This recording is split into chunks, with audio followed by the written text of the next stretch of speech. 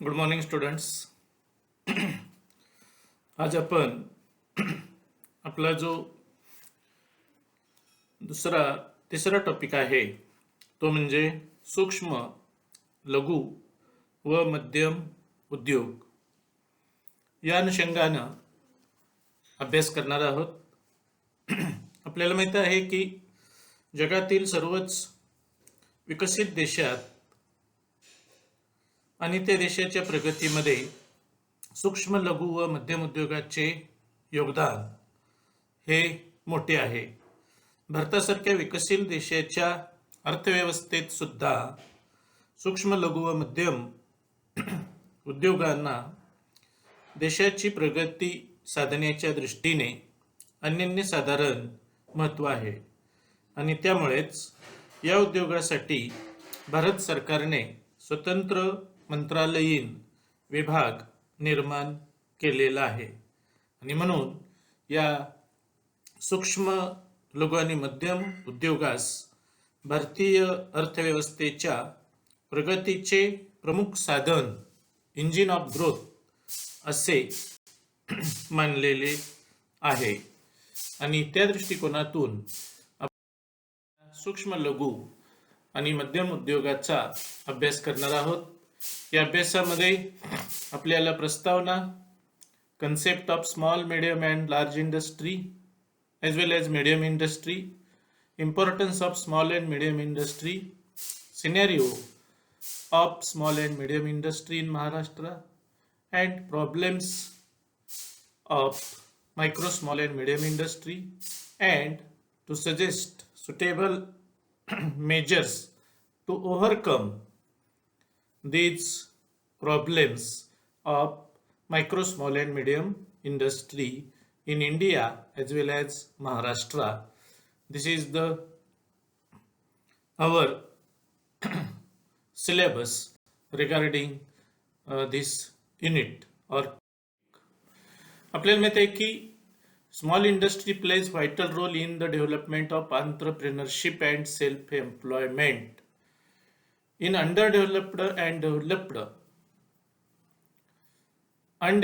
underdeveloped country can make use of small scale industrial sector to speed up its process of industrial and economic development. म्हणजे आपण या छोट्या उद्योगाच्या माध्यमातून, लघु मध्यम उद्योगाच्या माध्यमातून आपण अर्थव्यवस्थेला गती देऊ शकतो अशा प्रकारचा विश्वास तज्ज्ञांना आहे आणि म्हणून त्या उद्योगामध्ये जर आपण वर्गीकरण केलं तर cottage industry, small industry and large industry अशा प्रकारचं आपल्याला त्याचं क्लासिफिकेशन किंवा टाइप्स दिसून येतील आणि म्हणून त्या दृष्टिकोनातून असं म्हटलेलं आहे की for the development of these industries, it is need of time to design suitable industrial policy for proper direction and guidance for speed their sustainable development. म्हणजेच आपल्याला या उद्योगाचा विकास करायचा असेल तर आपलं जे उद्योग संचालनालय आहे किंवा लघु मध्यम उद्योग मंत्रालय केंद्र सरकारचं आहे, त्या माध्यमातून आपल्याला या उद्योगाचा पायाभूत त्याचबरोबर शाश्वत विकास करण्याच्या दृष्टिकोनातून योग्य मार्गदर्शन आणि योग्य धोरण आखण्याची गरज.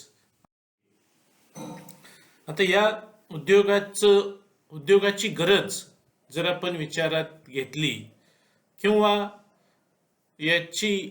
याचं महत्त्व आपण विचारात घेतलं तर आपल्याला माहिती आहे की इट रिक्वायर्स लिमिटेड कॅपिटल. म्हणजे लघुउद्योगासाठी, छोट्या व्यवसायासाठी आपल्याला कमी भांडवल लागतं आणि असे व्यवसाय हे आपण पाहतो की डोमेस्टिक किंवा कॉटेज इंडस्ट्री किंवा स्मॉल स्केल इंडस्ट्री याखाली असल्यामुळं लेबर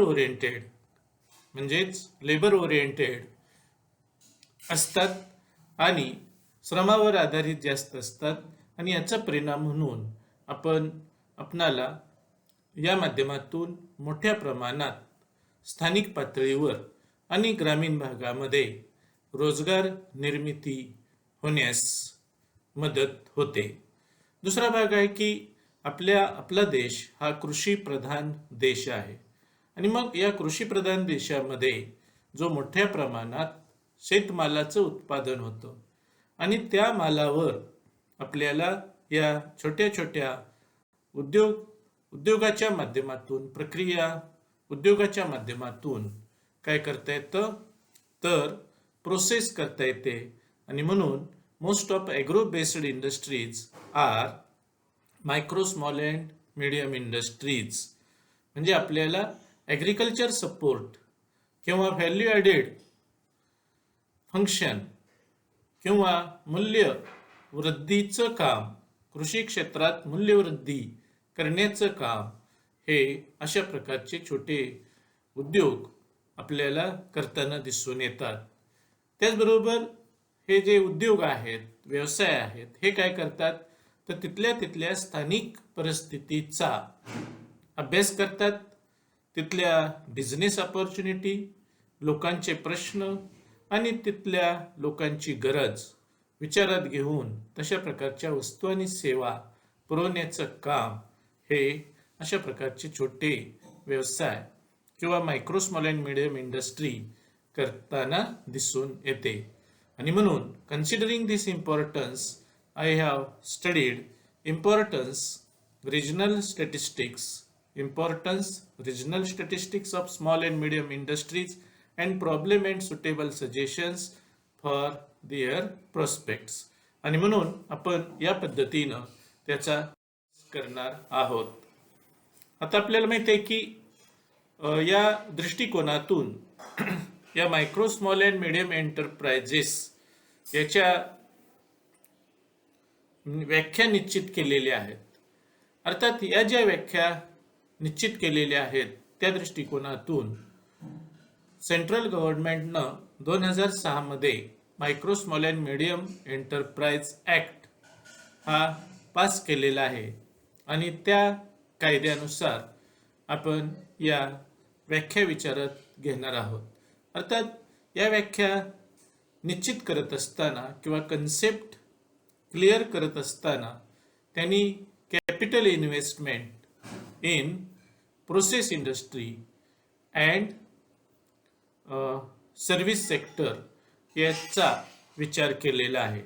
आणि म्हणून आपण मायक्रो एंटरप्राइजचा विचार केला 2006च्या कायद्यानं तर आपल्या लक्षात येईल की it means such enterprise that maximum capital investment in machine and allied factors is up to 25 lakhs.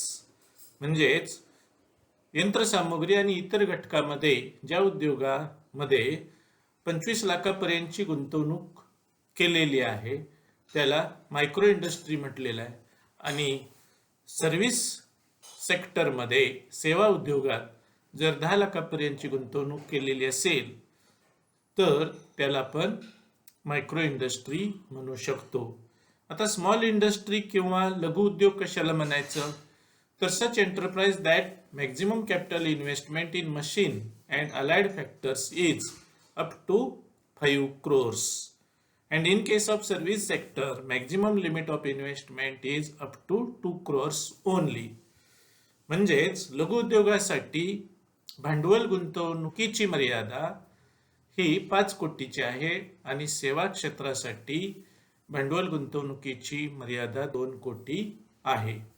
आता आपण मध्यम उद्योग कशाला म्हणायचं तर त्यामध्ये म्हटलेलं आहे की it means such enterprise that maximum capital investment in machine and allied factor is up to 10 crores is called medium industry and in case of service enterprise the maximum limit of investment is up to 5 crores.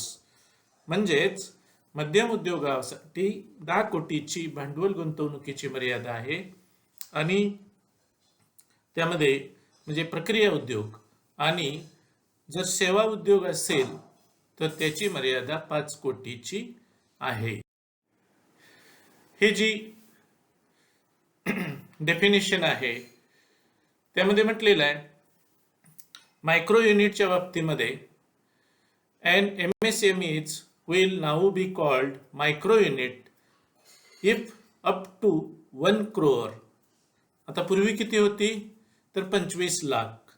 त्याची मर्यादा किती केलेली आहे तर 1 कोटी. It can be proprietor on money or through MSME business loan has been invested into it and it has turnover of less than rupees 5 crore. आता या ठिकाणी टर्नओव्हरची मर्यादा घातलेली आहे.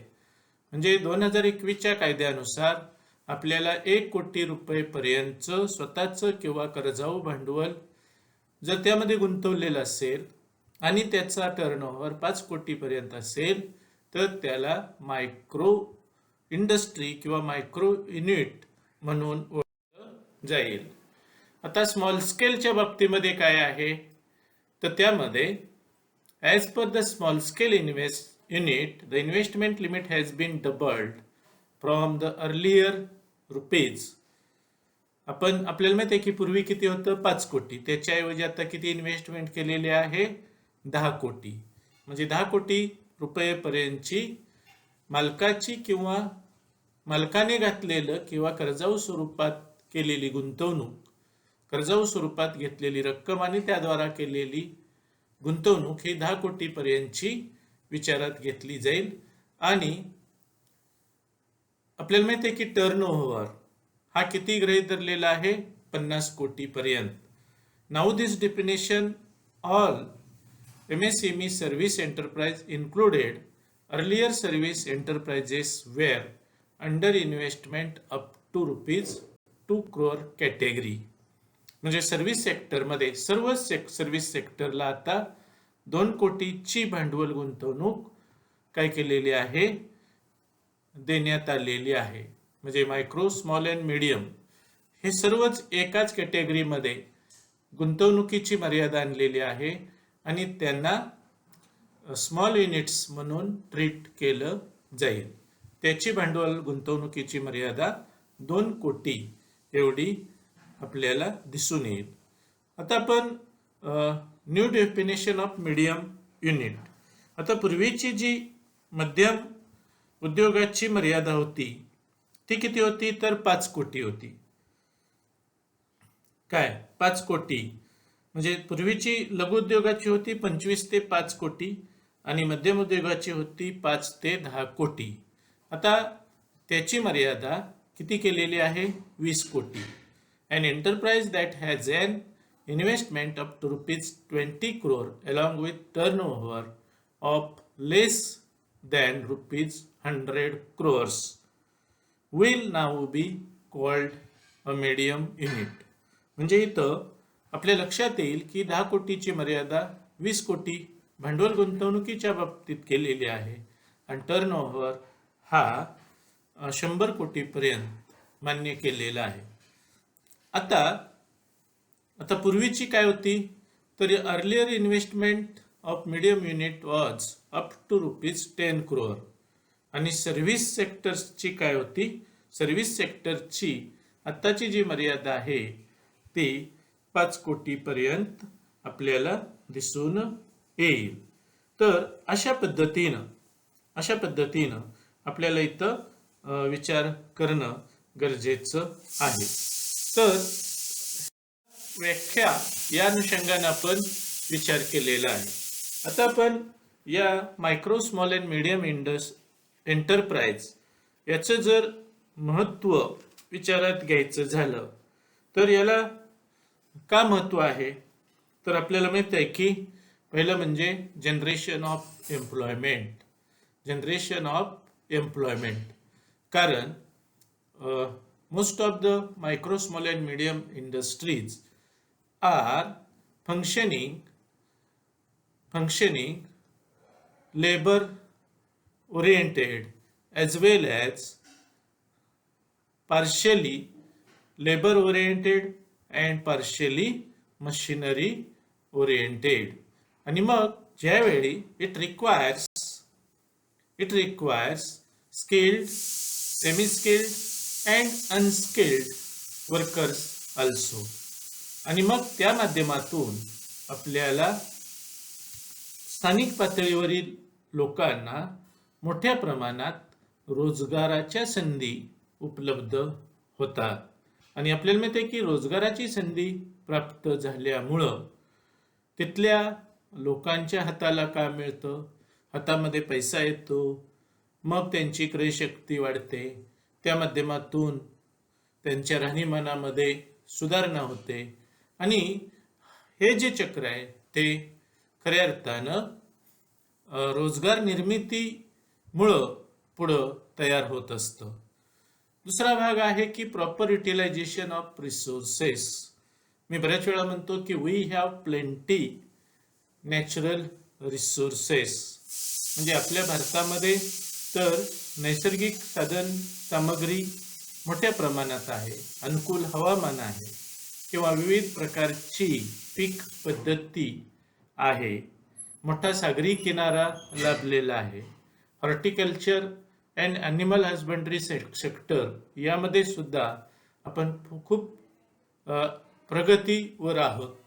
मग अशा परिस्थितीमध्ये आपण हे जे उत्पादन आहे नॅचरल, त्याच्यावर प्रॉपर त्याचं युटिलायझेशन करणं, नॅचरल रिसोर्सेसचा वापर करणं हे गरजेचं आहे.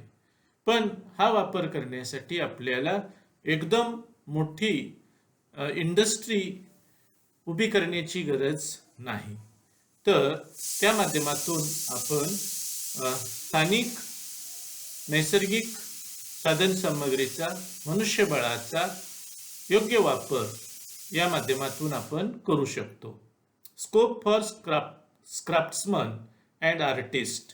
आपल्याला माहिती आहे की आपल्या देशाला अशा प्रकारच्या कलाकारांची आणि कारागिरांची वैभवशाली परंपरा आहे. याचं उदाहरण द्यायचं झालं तर आपल्याला माहिती आहे की ढाका हे पश्चिम बंगालमधलं जे शहर आहे ते ढाक्याची मलमल म्हणून एकेकाळी प्रसिद्ध होती. आणि ते म्हणजे रेशमी कापड, त्यामध्ये साडी आणि फेटा विणला जायचा. आणि त्यासाठी त्या काळच्या कारागीर आपल्या हाताच्या अंगठ्याचा आणि नखाचा वापर करून ही साडी आणि फेटा तयार करायचे. आणि त्याला खूप मोठ्या प्रमाणात जागतिक पातळीवर मागणी होती. असं म्हटलं जातं की साडी आणि फेटा काड्याच्या पेटीमध्ये कॉपअप इन मॅच बॉक्स म्हणजे काड्याच्या पेटीमध्ये बसायचा. मग आपल्या लक्षात येईल की आपल्याकडे असणारी कला कसुरी आणि त्यामध्ये असणारं कौशल्य हे याचं आपल्याला उदाहरण देता येईल. आणि त्याचबरोबर आपल्याला माहिती आहे की आपल्याकडं जे वेगवेगळे कारागीर आहेत, आपल्याकडे तो शब्द आहे की 12 बलुतेदार आणि 18 आलुतेदार. जर आपण सोशल सायन्सचा विचार केला तर 12 बलुतेदार आणि 18 आलुतेदार यामध्ये अनेक लोक अशा पद्धतीचं ट्रॅडिशनल पद्धतीनं आणि स्किल ओरिएंटेड प्रॉडक्ट्स तयार करताना दिसून येतात. आणि मग आपल्याला there is need to freeze their art and skill by the way of providing such opportunity by the way of micro, small and medium industry, and there is wide scope for craftsmen and artists. Then no need to import foreign machinery. Basically, we have required large foreign currency for importing modern machinery as well as crude oil and other such type of requirements of the nation. म्हणजे आपल्या देशाला अशा प्रकारची वेगवेगळ्या इंधन किंवा यंत्रसामग्री, तंत्रज्ञान याची आयात करावी लागते. पण जर आपण मायक्रो, स्मॉल अँड मीडियम एंटरप्राइजचा विचार केला तर आपण स्थानिक आणि पारंपरिक यंत्रसामुग्रीच्या साह्यानं, तंत्राच्या साह्यानं, कौशल्याच्या साह्यानं या हे उद्योग चालवू शकतो आणि मग यामुळं आपली मोठ्या प्रमाणात परकीय चलनाची बचत होते. दुसरा भाग आहे no fear of enemy attack. Most of the micro small and medium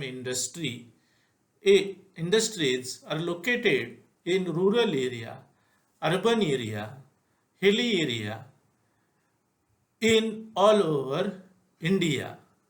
That's why such type of industry is not concentrated in specific area, and there are not any economic center like Hiroshima and Nagasaki. We have know that in the end of Second World War, we have know that the end of Second World War was by bombing on atomic bomb on Hiroshima and Nagasaki in Japan. आपल्याला माहिती आहे की दुसऱ्या महायुद्धामध्ये, जागतिक महायुद्धामध्ये Hiroshima आणि Nagasaki या शहरावर अमेरिकेने बॉम्ब हल्ले केले आणि ही त्या देशाची आर्थिक सत्ता केंद्र होती आणि त्यामुळं जपान हा बेचिराग झाला.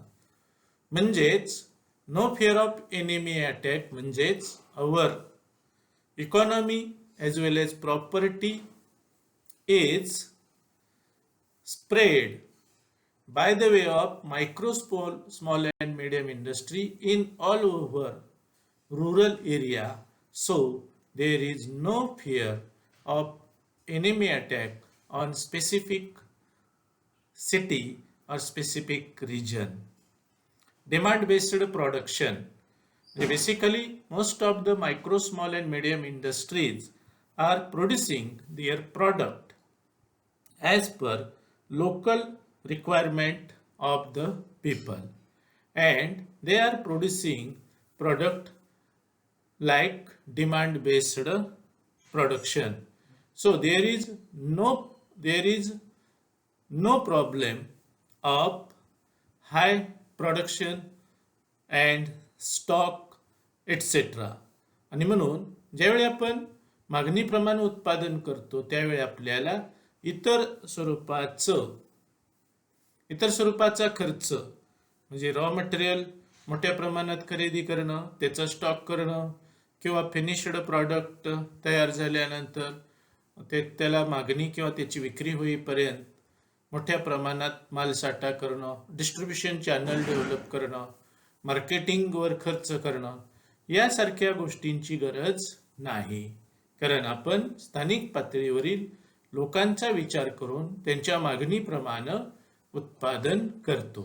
त्यालाच आपण कस्टमाइज प्रोडक्शन म्हणजे सुतार काय करत असतो तर तुम्हाला जसं पाहिजे तसं फर्निचर बनवून देत असतो किंवा फॅब्रिकेशन वर्क ते सुद्धा आपल्याला माहिती आहे की आपल्या डिझाईन प्रमाणे तो आपल्याला बनवून देत असतो. म्हणजे त्या पद्धतीनं डिमांड बेस्ड प्रोडक्शन आहे. Solution on economic डिस्पॅरिटी. आपल्याला माहिती आहे की आपल्या देशामध्ये आर्थिक विषमता आहे. एका बाजूला गरीब, मध्यम वर्ग आणि खूप मर्यादित असा श्रीमंत वर्ग की जो अतिश्रीमंत आहे. परंतु हा जो गॅप आहे, हा गॅप जर आपल्याला कमी करायचा असेल तर there is need of time to motivate such entrepreneurs, and they should take initiation for starting such micro, small and medium industry, and by the way of this industry it can be possible to minimize such economic disparity among the society. Support to big industry म्हणजे if you have observed in Pune as well as Mumbai, Thane, Aurangabad, Nashik, Kolhapur, there are various small scale industries that they are supporting to big industry. जसं आपण उदाहरण घेऊया की Tata Motors ही एक पुण्यामध्ये company आहे. तर या कंपनीला लागणारे सर्व म्हणजे वाहनासाठी लागणारे सर्व स्पेअर पार्ट्स आणि ॲक्सेसरीज आणि बाकीची सर्व्हिस ही सर्व कोण पुरवतं? तर तिथं असणाऱ्या local small and medium industry. आणि म्हणून या माध्यमातून म्हणजे या छोटे जे उद्योग आहेत हे मोठ्या इंडस्ट्रीला सपोर्ट करण्याचं काम करताना आपल्याला दिसून येतं. त्याचबरोबर equitable distribution of national wealth and resources, आपल्याला राष्ट्रीय संपत्तीचं समान वाटप, साधनसामुग्रीचं समान वाटप किंवा न्याय वाटप आपल्याला करायचं असेल तर सर्वांनीच अशा प्रकारच्या छोट्या मोठ्या व्यवसायामध्ये सहभाग घेणं गरजेचं आहे. त्यानंतर it avoids migration and urbanisation. आपल्याला माहिती आहे की basically most of the youth from rural area are attract towards the urban area because there are various employment opportunities in urban area. But if we have make or develop such type of opportunities in rural area, at that time it can be possible to avoid such migration towards the urban area. Due to urbanization, there are various problems which are created by the way of urbanization. तर अशा पद्धतीनं आपण वेगवेगळ्या मुद्द्यांच्या आधारे या सूक्ष्म लघु आणि मध्यम औद्योगिक क्षेत्राचं महत्त्व विचारात घेतलेलं आहे. आणखीन आपल्याला विचार करता येईल की औद्योगिक व सामाजिक शांतता राखण्यास मदत. आता मी सांगितलं की शहरी भागामध्ये ज्यावेळी मोठ्या प्रमाणात इंडस्ट्रियलायझेशन होतं त्यावेळी काय होतं तर त्या ठिकाणी अर्बन किंवा शहरीकरणाचे प्रश्न निर्माण होतात, आरोग्याचे प्रश्न निर्माण होतात, ड्रेनेजचे प्रश्न निर्माण होतात, प्रदूषणाचे प्रश्न निर्माण होतात. याशिवाय मोठ्या प्रमाणात गुन्हेगारी देखील वाढते. आणि मोठ्या उद्योगाच्या बाबतीमध्ये म्हणजे जिथं कामगारांची संख्या जास्त असते त्यावेळी मालक आणि कामगार यांचे संबंध फार चांगले नसतात. आणि याचा परिणाम काय होतो तर मालक आणि कामगार यांच्यामध्ये मतभेद तयार होतात आणि या मतभेदाचं रूपांतर हे संप, टाळेबंदी, मोर्चे, आंदोलन या स्वरूपामध्ये होतं आणि याचा परिणाम औद्योगिक आणि सामाजिक शांतता बिघडण्यास मदत होते. पण छोटे उद्योग असतील तर त्या ठिकाणी मालक आणि कामगार यांचे संबंध हे कौटुंबिक आणि सौहार्दाचे राहतात आणि त्या ठिकाणी अशा प्रकारचे संप, टाळेबंदी किंवा अशांतता अशा प्रकारची परिस्थिती नसते. आणि त्या दृष्टिकोनातून जर आपल्याला जर ग्रामीण भागाचा, मागासलेल्या भागाचा विकास करायचा असेल तर त्या ठिकाणी अशा प्रकारचे छोटे आणि मध्यम उद्योग विकसित करणं गरजेचं आहे. आणि म्हणूनच आपण या micro, small and medium industry या दृष्टिकोनातून आज चर्चा केलेली आहे. तर पुन्हा एकदा आपणा सर्वांचं मनपूर्वक आभार आणि या ठिकाणी आपण थांबूया. थँक्यू.